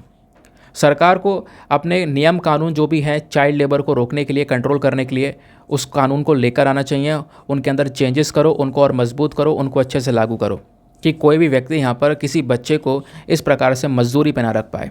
और अगर कोई भी कंपनी है जो कि चाइल्ड लेबर लॉज को वायलेट करती है, हनन करती है, तो उसके ऊपर हाई पेनल्टी लगाई जाए। फिर उसके बाद दूसरा काम किया जा सकता है social protection and economic support. जो सरकार है उनको एक कॉम्प्रहेंसिव सोशल प्रोटेक्शन और इकोनॉमिक सपोर्ट देना चाहिए, ठीक है। खासकर गरीब फैमिली हैं, गरीब परिवार हैं, उनको ये जो है सपोर्ट मिल जाएगा तो कहीं ना कहीं वो अपने बच्चे को इस प्रकार से मजदूरी में बेचने से थोड़ा सा बच सकते हैं। उसके अलावा और क्या किया जा सकता है, यूनिवर्सल एंड क्वालिटी एजुकेशन के ऊपर काम करो। सरकार को इंश्योर करना पड़ेगा कि जितने भी बच्चे हैं, खासकर जिनकी उम्र 14 साल है, मतलब 14 साल तक तो एटलीस्ट उनको पढ़ने दो। और वो तो राइट टू एजुकेशन बोलता है ना, right to education act 2009 article 21A of the constitution, ये फंडामेंटल राइट है बच्चे का। तो उस चीज़ का तो हनन ना किया जाए, उस बच्चे को यहाँ पर 14 साल तक कम से कम फ्री और कंपलसरी एजुकेशन दी जाए। प्लस दूसरा यहाँ पे काम करना होगा कि जो भी यहाँ पर बच्चे की सेफ्टी है उसको यहाँ पर थोड़ा इम्प्रूव करना होगा। एक अच्छा इंफ्रास्ट्रक्चर, टीचर्स, ये सारी चीज़ें स्कूल्स के अंदर प्रोवाइड करवानी पड़ेंगी। स्कूल्स के अंदर में एजुकेशन को और ज़्यादा बढ़ावा देना पड़ेगा, ये काम किया जा सकता है। प्लस यहाँ पर चाइल्ड लेबर के ख़िलाफ़ में एक जागरूकता फैलाई जा सकती है, बताया जा सकता है कि यहाँ पर चाइल्ड लेबर कितना खतरनाक है ना। इसके खिलाफ एक्शन हो सकता है अगर कोई भी व्यक्ति यहाँ पर चाइल्ड लेबर को प्रमोट करता है तो उसके खिलाफ में जो यहाँ पर अवेयरनेस है वो भी इंक्रीज़ किया जा सकता है। ऐसी बातें यहाँ पर मेंशन की गई हैं। तो हर एक चीज़ यहाँ पे राइटर ने समझाई है कि क्या इश्यूज़ हैं, क्या वे फॉरवर्ड हो सकता है। तो इन सभी चीज़ों को एक नोट्स के फॉर्म में मैंने आपको प्रोवाइड करवा दिया, प्लीज़ वहाँ से आप इसको चेकआउट कर सकते हो। बाकी आज का क्वेश्चन क्या है उसको देखते हैं। दोस्तों मैं आज क्वेश्चन लाना भूल गया हूँ यहाँ पर, लेकिन कोई बात नहीं, मैं आपको एक बार रीड करके बता रहा हूँ, आप प्लीज़ इसको क्वेश्चन को नोट डाउन कर लेना, ठीक है। मैं एक बार रीड कर रहा हूँ, इस क्वेश्चन को नोट डाउन करना। क्या है, child labour is a global challenge that affects millions of children and hampers their economic, social, health development. Discuss the causes and solutions of child labour in India. यानी जो child labour है ये एक बहुत बड़ा चैलेंज बना है दुनिया भर के लिए। इससे कई सारे जो बच्चे हैं उनकी कहीं ना कहीं इकोनॉमिक और जो हेल्थ डेवलपमेंट है वो हैम्पर होती हुई नज़र आ रही है।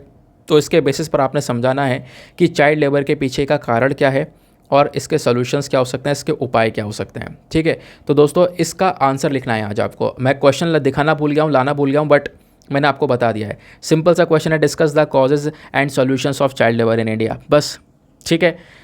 अब क्या है, 250 शब्दों में आंसर लिखना है। आंसर लिखने के बाद में कहाँ पे सबमिट करना है, टेलीग्राम पर जाना, वहाँ पे जाके सर्च बॉक्स में लिखना Deepak Yadav education means group.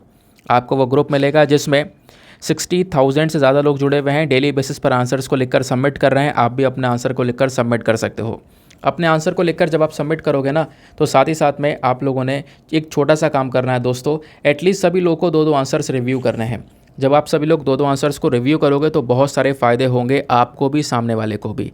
आपको कुछ इंपॉर्टेंट पॉइंट्स मिलेंगे जो आप अपने नोट्स में इंक्लूड कर सकते हो। सामने वाले के आंसर में अगर कोई मिस्टेक होती है तो आप उनको बता सकते हो कि यहाँ पर आपने इंप्रूवमेंट की आवश्यकता है। तो फर्स्ट एडिटोरियल होता है कंप्लीट। आते हैं हम लोग अपने सेकेंड इम्पॉर्टेंट एडिटोरियल की तरफ।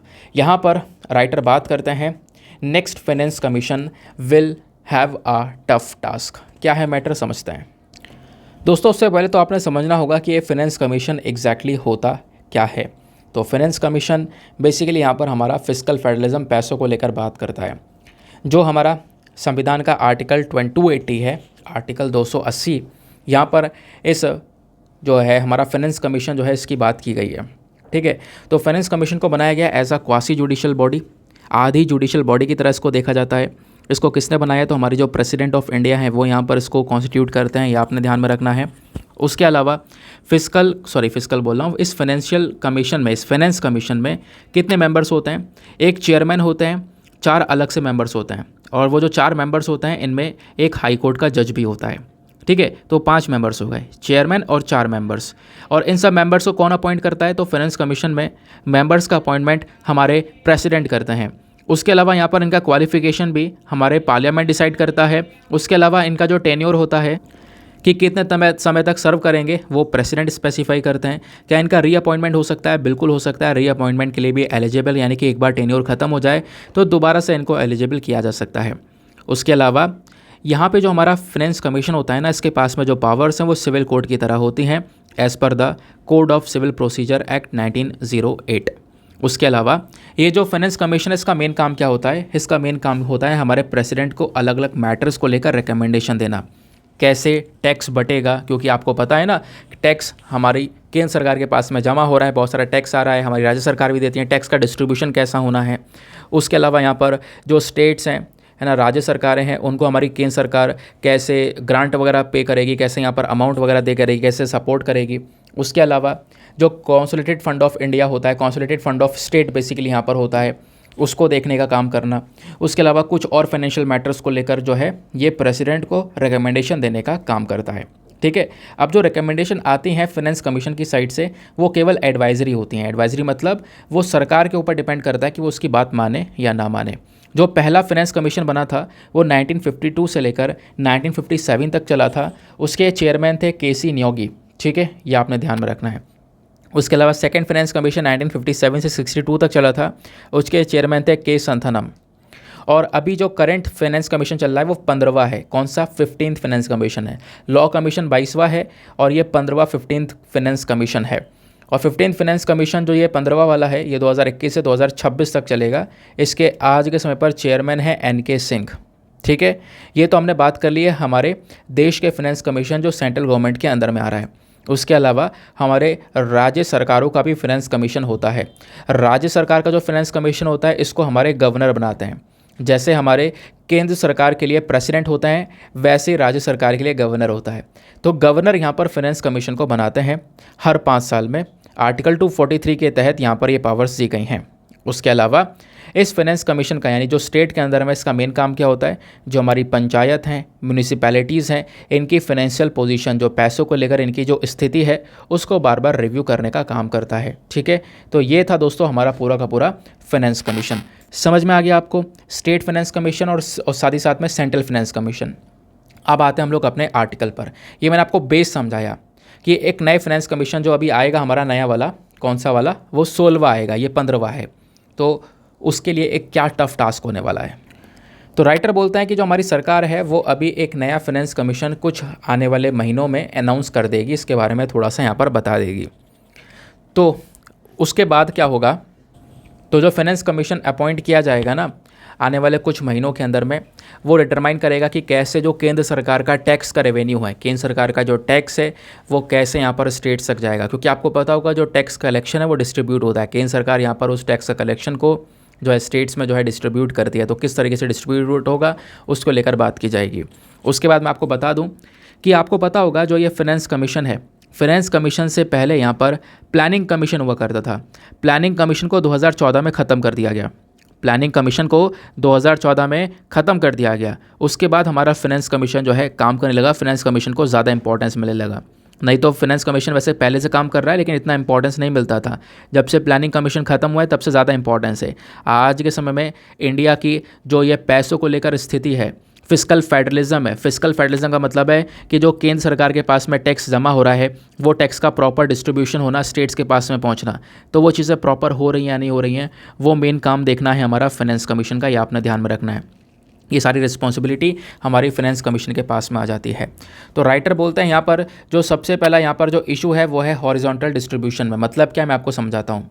कि करेंटली आज के समय में होता है क्या है कि जो हमारी केंद्र सरकार है वो 41% अपने टैक्स का 41% राज्य सरकारों में बांट देती है। जितने हमारे राज्य हैं उनमें 41% टैक्स बढ़ जाता है।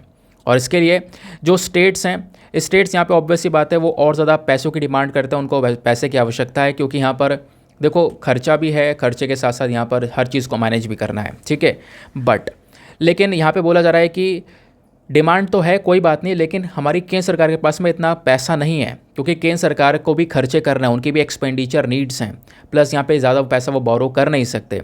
तो इस चीज़ को लेकर कहीं ना एक डिबेट रहती है कि भाई आप 41% अपने टैक्स का हिस्सा उन्होंने यहाँ पर स्टेट्स को दे दिया, अपने स्टेट्स को दे देते हैं आज के समय में, करेंटली की बात कर रहा हूँ। बट अभी भी यहाँ पर उनकी रिक्वायरमेंट है स्टेट्स की, तो उसको कैसे पूरा किया जाए, उसके लिए यहाँ पर फाइनेंस कमीशन को कुछ ना कुछ करना पड़ेगा।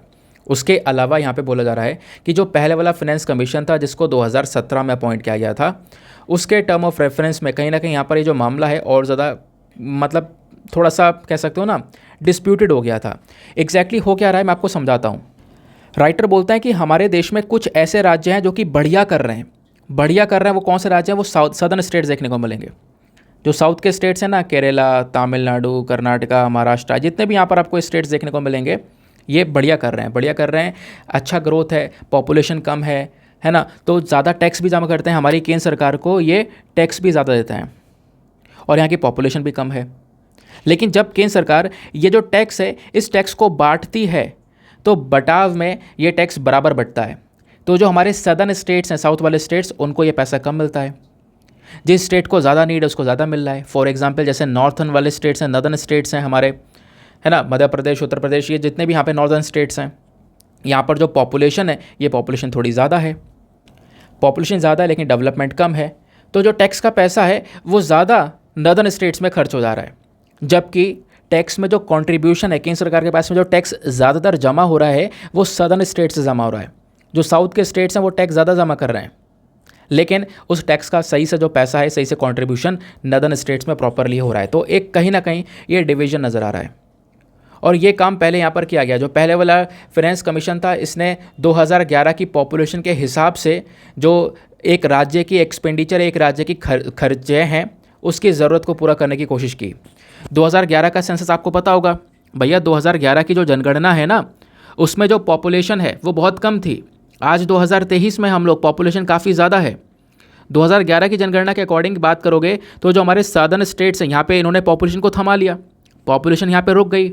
उसके बाद यहाँ पर इन्होंने अपनी ग्रोथ के ऊपर काम किया, लेकिन जो हमारे नॉर्दर्न स्टेट्स हैं वहाँ पे पॉपुलेशन बढ़ती चली गई और आज भी आबादी भरपूर मात्रा में देखने को मिलेगी नॉर्दर्न स्टेट्स में, ऊपर वाले राज्यों में, है ना। तो बोला जा रहा है कि 2011 के अकॉर्डिंग यहाँ पर आप कह सकते हो वो स्टेप उठा रहे हो, 2011 की जनगणना के हिसाब से चल रहे हो अभी भी, जो कि काफ़ी पुराना डेटा है, उसके हिसाब से भी डिस्ट्रीब्यूशन हो रहा है। और अभी भी डिस्ट्रीब्यूशन में कहीं ना कहीं जो नॉर्दर्न स्टेट्स हैं उनके पास में थोड़ा ज़्यादा अमाउंट जा रहा है। तो टैक्स का डिस्ट्रीब्यूशन आज के समय में प्रॉपर नहीं हो रहा है, वो एग्जैक्टली यहाँ पर एक सवाल उठाया जाता है, ठीक है। उसके बाद अब राइटर बोलते हैं इसी प्रकार का कॉन्फ्लिक्ट बार बार उठता हुआ नजर आया है रेवेन्यू डेफिसिट को लेकर।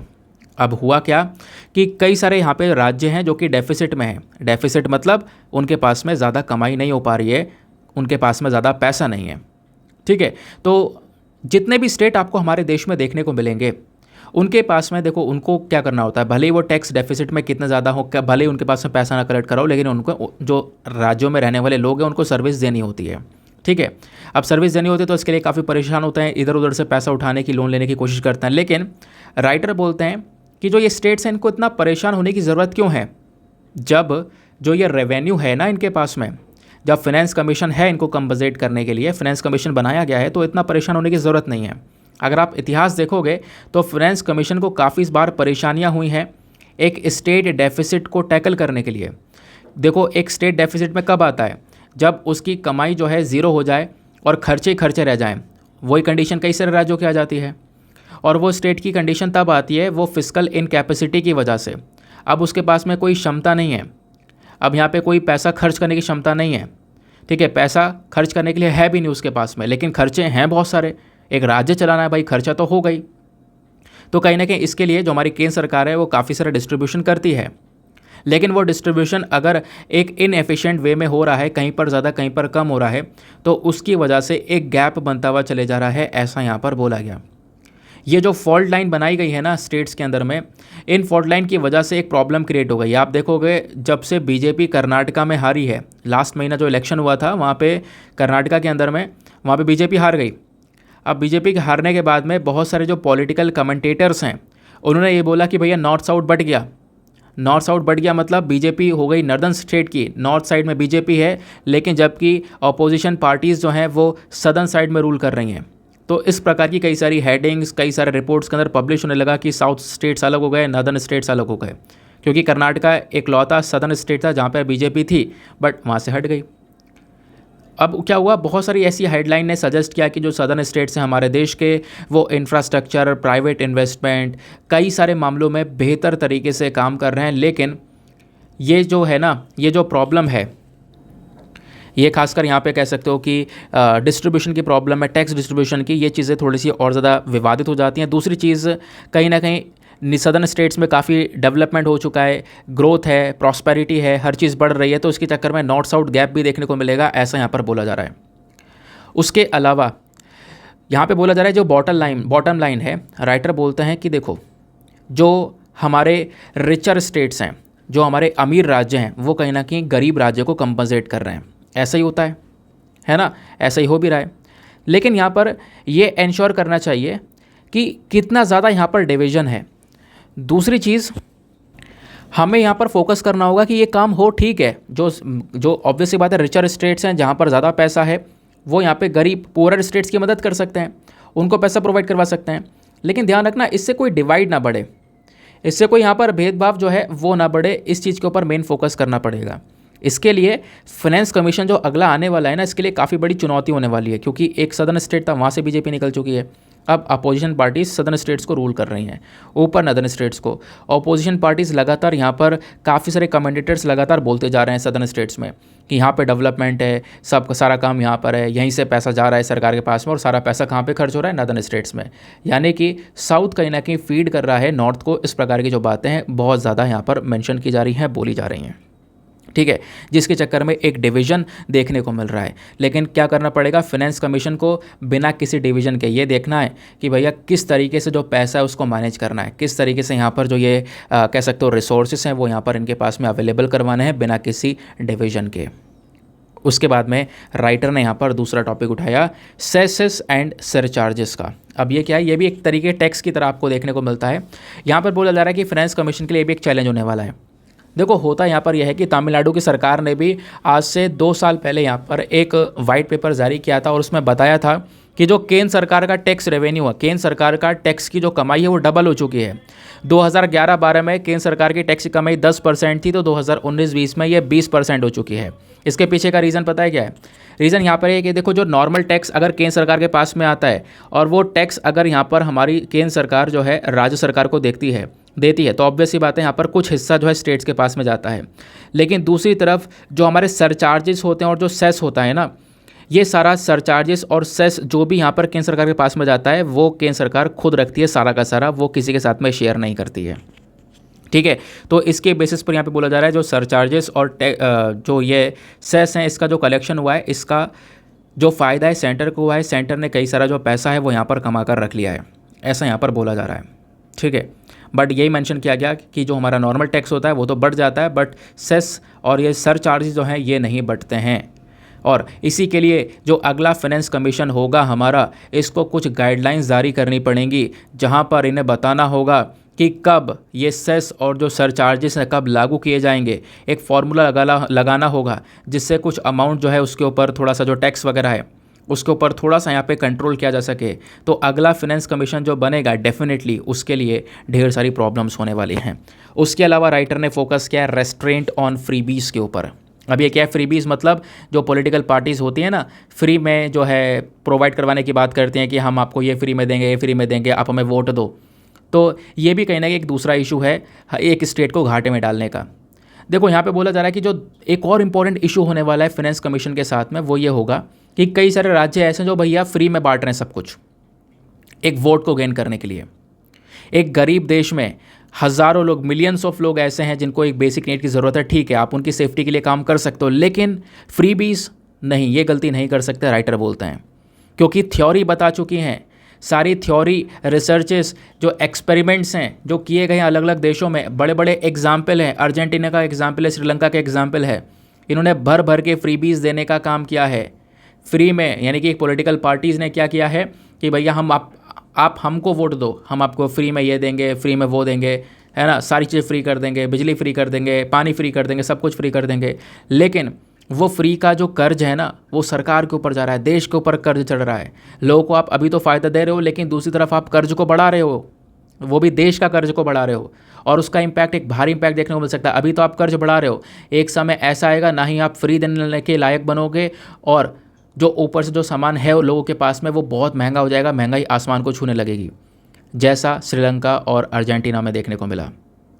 तो जिस प्रकार से यहाँ पे अभी कर्नाटका इलेक्शंस के अंदर में जो फ्रीबीज का अनाउंसमेंट किया गया है, इसको लेकर पीएम मोदी ने रिसेंटली बोला भी है कि जैसी जो वादे कांग्रेस ने किए हैं कर्नाटका में, ये इम्पॉसिबल हैं, असंभव है इसको इम्प्लीमेंट करना, और अगर ज़बरदस्ती इनको लागू किया तो नो डाउट ये जो राज्य है ये बैंकरप्ट होने वाला है, जल्दी दिवालिया हो जाएगा। और राइटर बोलते हैं कि हाँ, मैं पीएम मोदी के इस वर्ड्स को, इन स्टेटमेंट को सपोर्ट करता हूँ। इसके लिए भी जो फाइनेंस कमीशन है, फाइनेंस कमीशन को फ्रीबीज़ के ऊपर रोक लगानी होगी। जो फाइनेंस कमीशन बनेगा, नया फाइनेंस कमीशन आएगा, उसको फ्रीबीज़ के ऊपर थोड़ा सा कंट्रोल करना होगा। आई होप दोस्तों आप इन बातों को अच्छे से समझ चुके हो कि क्यों आखिरकार अगले फाइनेंस कमीशन के लिए जो टास्क है वो भारी होने वाला है। ठीक है, अब जितने भी इस एडिटोरियल के पॉइंट्स है वो सारे पॉइंट्स मैंने आपको यहाँ पे मेंशन कर दिए हैं, पीडीएफ से डाउनलोड कर लेना, जैसा भी आप चाहो उसका यूज़ कर सकते हो। चलो आते हैं हम लोग अपने नेक्स्ट एडिटोरियल की तरफ। अगला एडिटोरियल बात करता है strengthening the ICDS scheme. ICDS scheme बोले तो integrated child development services scheme. अब ये इंटीग्रेटेड चाइल्ड डेवलपमेंट सर्विसेज क्या है, फटाफट पहले इसको देख लेते हैं, क्योंकि एक बेस क्लियर होगा तभी हमें सारी चीज़ें समझ में आएंगी। तो ये जो ICDS है ना, एक सेंट्रली स्पॉन्सर्ड स्कीम है। यहाँ पर केंद्र सरकार, राज्य सरकार दोनों मिलकर काम करती हैं। इस स्कीम में 2-4 चीज़ें ध्यान रखनी होती हैं कि इसको कौन सा मंत्रालय इंप्लीमेंट कर रहा है। तो ICDS स्कीम को ministry of women and child development लागू करता है। इस स्कीम को 1975 में लॉन्च किया गया था। अब इस ICDS स्कीम के अंडर में क्या क्या आता है, कई सारी छोटी छोटी स्कीम्स आती हैं, जैसे आंगनवाड़ी सर्विसेज स्कीम भी यहाँ पर इसी के अंडर में आती है। ये अपने आप में एक यूनिक प्रोग्राम है चाइल्डहुड केयर और डेवलपमेंट का। आंगनवाड़ी सर्विस स्कीम में क्या होता है, जो भी बेनिफिशियरीज होते हैं इस स्कीम के तहत में, खासकर जो बच्चे होते हैं जिनकी उम्र 0 से लेकर 6 साल है, प्रेग्नेंट महिलाएं होती हैं, लैक्टेटिंग मदर्स होती हैं जो कि अपने बच्चों को दूध पिलाने वाली स्टेज में होती हैं, तो कहीं ना कहीं यहाँ पर इन सभी को फ़ायदा मिलता है आंगनवाड़ी सर्विसेज स्कीम में। आंगनवाड़ी सर्विसेज स्कीम क्या करती है, कुछ यहाँ पर इन बच्चों को, महिलाओं को एक न्यूट्रिशन, सप्लीमेंट्री न्यूट्रिशन प्रोवाइड करवाने का काम करती है, स्कूलिंग प्रोवाइड करवाने का काम करती है, नॉन फॉर्मल एजुकेशन, कुछ एजुकेशन देने का काम किया जाता है आंगनवाड़ी के अंदर में। आपने पता होगा कि आंगनवाड़ी में पढ़ता हूँ मैं, है ना, आंगनवाड़ी में नॉन फॉर्मल एजुकेशन दी जाती है, nutrition, health education, health checkup, referral services, ये सारी चीज़ें प्रोवाइड करवाने के काम किए जाते हैं। उसके अलावा कुछ सप्लीमेंट्री न्यूट्रिशन जैसे कि टेक होम राशन और गरम गरम खाना, मॉर्निंग स्नैक, ये सारी कुछ इंपॉर्टेंट चीज़ें आपको देखने को मिल जाती हैं जो कि यहाँ पर बच्चे के डेवलपमेंट के लिए दी जाती हैं आंगनवाड़ी सर्विसेज के अंदर में। तो यह है आंगनवाड़ी सर्विसेज स्कीम। दूसरा है national crash scheme. National crash scheme क्या है, ये एक फैसिलिटी देती है महिलाओं को कि वो अपने बच्चे को कहीं ना कहीं केयर में रख सकती हैं। ठीक है, अब मान लो कोई वर्किंग महिला है जो कि काम कर रही है, अब उसका एक छोटा सा बच्चा है, अब वो जॉब पर जा रही है, छोटा सा बच्चा है, अब उस बच्चे को कहाँ पे रखा जाए, तो उसको एक केयर सेंटर पे रखा जा सकता है, जिसको हम लोग नेशनल क्रैश स्कीम के नाम से जानते हैं। ठीक है, तो ये स्कीम क्या करती है, एक डे केयर फैसिलिटीज़ प्रोवाइड करवाती है बच्चों को, खासकर जिनकी उम्र 6 महीने या 6 साल तक देखने को मिल सकती है। समझ गए इस बात को, आगे आते हैं। उसके बाद ये जो फैसिलिटीज़ हैं, ये 7.5 घंटे की फैसिलिटी मिलेगी आपको, महीने में 26 दिन तक आप अपने बच्चे को इस प्रकार से केयर दे सकते हो। यहाँ पर बच्चों को कुछ अच्छा nutrition, child care education, health, sleeping facilities, सोने वगैरह का सब कुछ जुगाड़ यहाँ पे बनाया गया है। उसके अलावा इसी ICDS स्कीम में एक और स्कीम आती है, स्कीम फॉर एडोलेसेंट गर्ल्स। इसका मकसद है ऐसी बच्चियाँ जिनकी उम्र 11 से 14 साल है, उनको और ज़्यादा पावर देना, उनका सोशल स्टेटस इम्प्रूव करना। कैसे, एक अच्छा न्यूट्रिशन भरपूर खाना, लाइफ स्किल्स, होम स्किल्स उनको प्रोवाइड करवाना। इस स्कीम फॉर एडोलेसेंट गर्ल्स के अंदर में कुछ अच्छा ये न्यूट्रिशन, नॉन न्यूट्रिशन कंपोनेंट, जिसमें nutrition, iron, folic acid, supplementation, health checkup, referral services, nutrition, health education, ये सारी चीज़ें यहाँ पर लड़कियों को प्रोवाइड करवाई जाती हैं। फिर आईसीडीएस के अंदर में एक और स्कीम आती है जिसका नाम है चाइल्ड प्रोटेक्शन स्कीम। इसका मकसद है अगेन जो खासकर बच्चे हैं जो डिफ़िकल्ट सर्कमस्टांसिस में फंसे हुए हैं उनका इम्प्रूवमेंट करना, प्लस यहाँ पर जो खासकर बच्चों का मतलब प्रॉब्लम से फेस कर रहे हैं उनको बच्चों पेरेंट्स के थ्रू त्याग दिए गए हैं, पेरेंट्स अलग हो चुके हैं, उनको हेल्प करने का काम करना। फिर आता है पोषण अभियान। आईसीडीएस के अंडर में ही पोषण अभियान भी आता है। पोषण अभियान का मेन टारगेट है जो खासकर बच्चे जिनकी उम्र खासकर उम्र के कंपैरिजन में उनकी उम्र के हिसाब से वज़न कम है, उम्र के हिसाब से हाइट कम है, अंडर न्यूट्रिशन में, एनीमिया से गुजर रहे हैं, वेट बहुत कम है, तो उन बच्चों के ऊपर प्रॉपरली फोकस करना, यह है पोषण अभियान का मेन मकसद। और बच्चों के साथ साथ एडोलेसेंट गर्ल्स, प्रेग्नेंट वेमेन और लैक्टेटिंग मदर्स के ऊपर भी मेन फोकस करता है।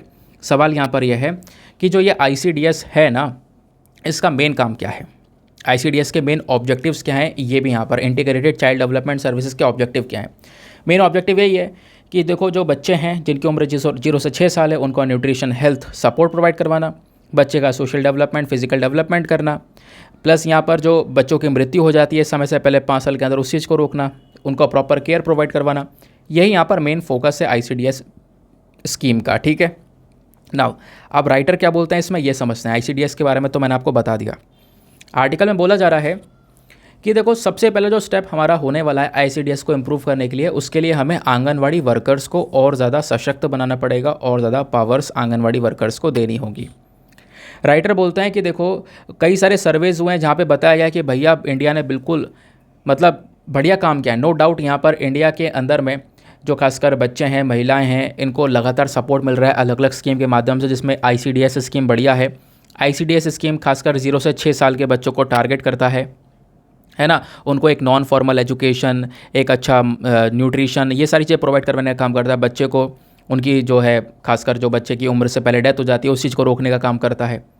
तो नो डाउट यहाँ पे आईसीडीएस ने बढ़िया काम किया है, राइटर बोलते हैं।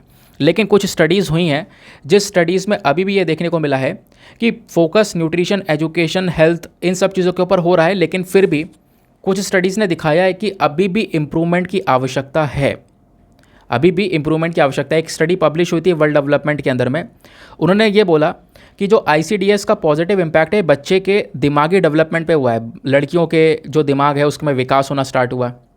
उसके अलावा यूनिवर्सिटी ऑफ शिकागो की जो यहाँ पर एक रिसर्च पब्लिश हुई थी उसमें बोला गया जो भी बच्चा आईसीडीएस स्कीम के अंदर में है इसको यहाँ पर हेल्प मिल रही है, उसको स्कूलिंग प्रोवाइड करवाई गई है, एजुकेशन मिल रही है।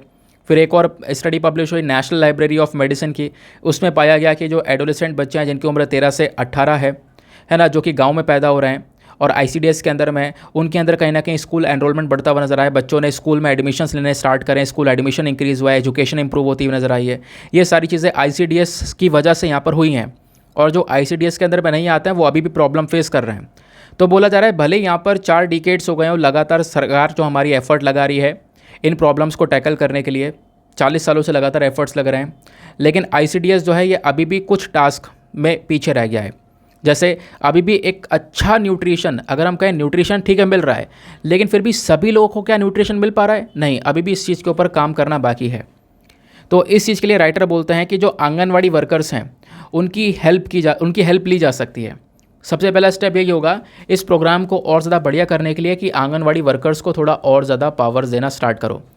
आंगनवाड़ी वर्कर्स वही जो आंगनवाड़ी सर्विसेज प्रोवाइड करवाने का काम करती हैं, इनके पास में पावर होंगे, अच्छी फैसिलिटीज़ इनको मिल पा रही होंगी, तो ये अच्छी सर्विसेज भी आगे देने का काम करेंगे।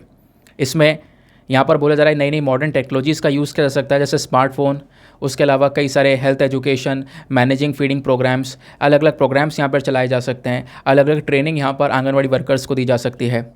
ठीक है, और आपको ज़्यादा से ज़्यादा आंगनवाड़ी वर्कर्स को रखना पड़ेगा, क्योंकि अभी यहाँ पे बोला जा रहा है कि इंडिया में लगभग 13,99,661 के आसपास आंगनवाड़ी सेंटर्स हैं हमारे देश में यहाँ पर, लेकिन जो वर्कर्स हैं उनकी कमी है।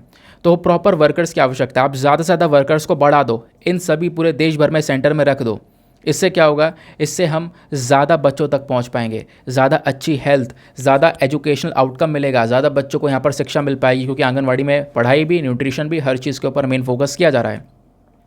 दूसरा फ़ायदा यहाँ पर क्या होगा, इससे दूसरा फ़ायदा यहाँ पर होने वाला है कि जो बच्चे जो कि यहाँ पर कहीं ना कहीं यहाँ पर स्टंटिंग इससे गुजर रहे हैं, उम्र के हिसाब से हाइट कम है, उम्र के हिसाब से वेट कम है, माल न्यूट्रिशन से गुजर रहे हैं, उनको हेल्प मिल पाएगी। अभी भी काफ़ी बच्चे ऐसे जिनको हम लोग टच नहीं कर पाए, उन तक पहुंच पाएंगे, उन तक तब पहुंच पाएंगे जब हमारी सर्विसेज बढ़िया होंगी और बड़े लेवल पर सर्विसेज दे रहे होंगे, आंगनवाड़ी सेंटर्स मजबूत होंगे, वर्कर्स की संख्या ज़्यादा होगी। उसके बाद बोला जा रहा है कि जो नए आंगनवाड़ी वर्कर है ना, इनको रिस्पॉन्सिबिलिटी दी जा सकती है कि ये बच्चे की प्री स्कूलिंग, बच्चे की एजुकेशन, जो खासकर बचपन में जो पढ़ाई कराई जाती है चाइल्डहुड एजुकेशन, उस पर एक ज़्यादा फोकस करने लगें, है ना। बच्चों के ऊपर थोड़ा आउटरीच ज़्यादा बढ़ाया जा सके, हम ज़्यादा बच्चों तक पहुँच सकें, तो ये यहाँ पर बोला जा रहा है। उसके अलावा यहाँ पे बोला जा रहा है कि देखो इससे क्या होगा, इससे बहुत सारी जो अपॉर्चुनिटीज़ हैं खासकर महिलाओं के लिए वो जनरेट होंगी, क्योंकि आंगनवाड़ी आपने पता होगा कई सारी जो महिलाएं हैं वो काम कर रही होती हैं, तो उनके लिए जॉब अपॉर्चुनिटी भी जनरेट होगी। इससे बोला जा रहा है कि आने वाले समय पर लगभग 13 लाख के आसपास नई नौकरियां हो सकती हैं महिलाओं के लिए पूरे देश भर में, जो आंगनवाड़ी सेंटर्स में काम कर सकती हैं। ठीक है, तो ये चीज़ यहाँ पे राइटर ने मेंशन की है। आई होप आपको यहाँ पर ये जो बात है, ये मैंने आपको 13 लाख नौकरियों के बारे में बताया, ये चीज़ अच्छे से क्लियर हो चुकी हैं। उसके अलावा एट द कंक्लूजन लास्ट में राइटर बोलते हैं कि देखो अभी भी प्रॉब्लम पता है क्या है, आंगनवाड़ी सेंटर को अगर आप देखोगे तो यहाँ पे प्रॉपर सैनिटेशन नहीं है, साफ़ सफाई नहीं है, प्रॉपर यहाँ पर पानी पीने का पानी नहीं है, आंगनवाड़ी सेंटर में कोई पक्की बिल्डिंग नहीं है, तो इनके ऊपर यार काम करना पड़ेगा, है ना। इनको थोड़ा सपोर्ट प्रोवाइड करवाना पड़ेगा, और इसके लिए कहीं ना कहीं यहाँ पर जो हमारे सेंटर्स हैं उन पे इन्वेस्टमेंट करने की आवश्यकता है, पैसा खर्च करने की आवश्यकता है। ठीक है, आई होप गाइज आपको यहाँ पर ये समझ में आ चुका है। तो ये सारा काम किसके तहत किया जाएगा, ICDS स्कीम के तहत, क्योंकि इसी के अंदर आंगनवाड़ी सर्विसेज भी आती है। तो इसको मजबूत करना है हमें थोड़ा और ज़्यादा बड़े लेवल पर पहुँचने के लिए। समझ गए इस बात को। तो ये था हमारा complete editorial. I hope guys आपको ये अच्छे से समझ में आ चुका है, और ये था हमारा आज का डिस्कशन। नाउ आते हैं हम लोग अपने प्रीलिम्स वाले क्वेश्चन की तरफ कि आज का प्रीलिम्स का क्वेश्चन क्या बोलता है। तो आज का क्वेश्चन था कि भैया टर्म है event horizon, singularity, string theory, standard model, ये टर्म का मतलब क्या होता है ये आपने बताना है, किस कॉन्टेक्स्ट में इसका यूज़ किया जाता है।